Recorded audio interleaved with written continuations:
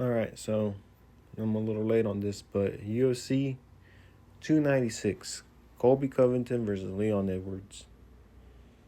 What does there say? Colby disappointed the entire MMA community in every way possible.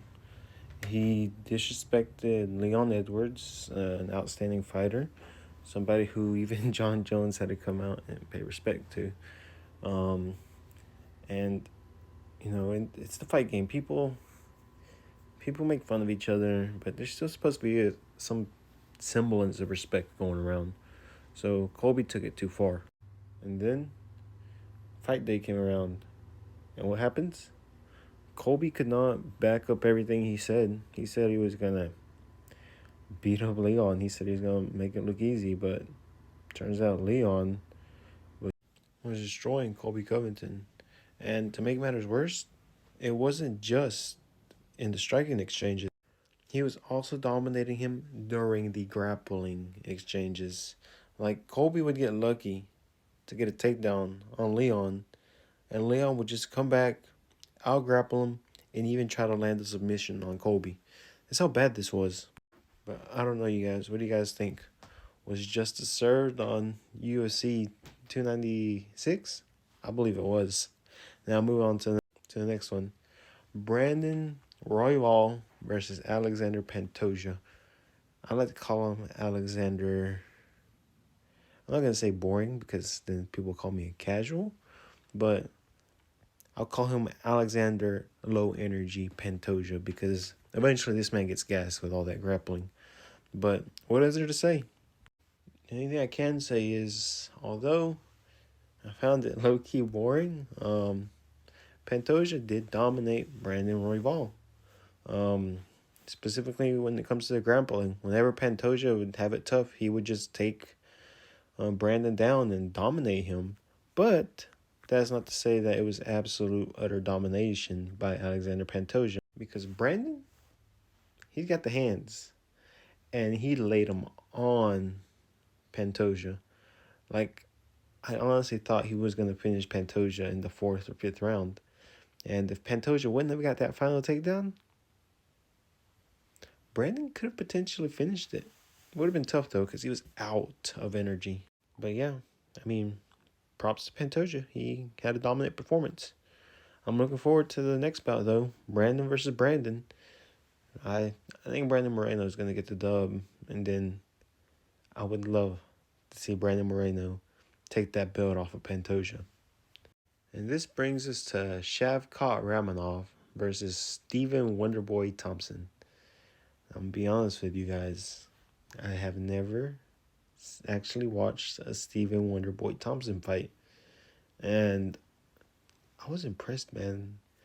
This guy here, he's got some pretty good balance. Pretty good. Like, I cannot believe what I was seeing. Not to say, though, Ramonov did somewhat dominate him, and he was the first guy to ever submit him, so that was very impressive. Like, Steven was trying to throw them kicks, trying to keep his distance, trying to keep away from those grappling exchanges. And little did we know, Shavkat was actually injured. So that's why he was kind of like laying back, taking it easy, looking for an opportunity. Because you know how some of these guys are. They will not pass up the opportunity to fight once they've put in all that work. So Shavkat, he went in there, took it easy, and got the submission. First guy to ever make this man tap. So, wow. 10 out of 10 for you, Shavkat. I'm impressed. Hope you get that title shot soon. And now we have the man, the myth, the boogeyman, El Cucuy, Tony Ferguson versus Paddy the Baddy Pimblett. Now this man here, he's a scouser, and scousers don't get knocked out. Excuse my Liverpool accent, it's terrible. But kudos to Paddy for getting the win. I actually do like Paddy because he's from Liverpool, and my favorite Premier League team happens to be Liverpool, the Scousers. So, did it still hurt me to watch this fight? Yes. I am a pretty big Tony Ferguson fan. I love Tony. The man's a G. He was dominant during his era, but all great things must come to an end. And I still want to see Tony fight again. I do want to see him get another fight, get a win under his belt before he retires. But this hurt me. It hurt me to have to watch Tony lose to Patty. And it seems to have hurt Patty too. He was pretty sad after he got that win.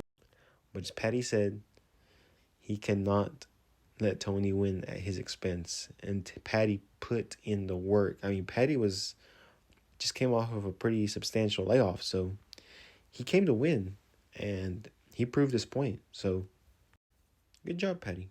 Can't complain. Put on a good performance. You got gassed. And if Tony would have attempted to get off his back a little more, because he doesn't seem to have that same flexibility he has to get those submissions from his back, he could have maybe won the fight. He was dominated. He didn't look the best, but it wasn't a terrible performance. So, hey, Tony, congrats on getting through Hell Week.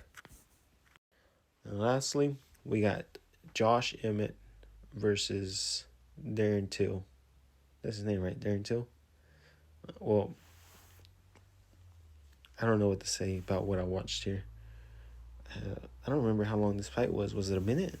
I think it was, but that knockout was sick. Like, 1 minute they're fighting, the next minute, this guy, he's on the ground having a seizure. It's that one punch knockout power. Like, I didn't know Josh Emmett was capable of this after seeing him get submitted by this Yair Reina, which I love Yair. That guy's a G. But wow, that knockout was brutal. And images like this and the first one that showed of their fight, it's gonna be iconic. I'm pretty sure Josh is looking at a title shot within the next 2 years if he keeps this up, even though he's a little older.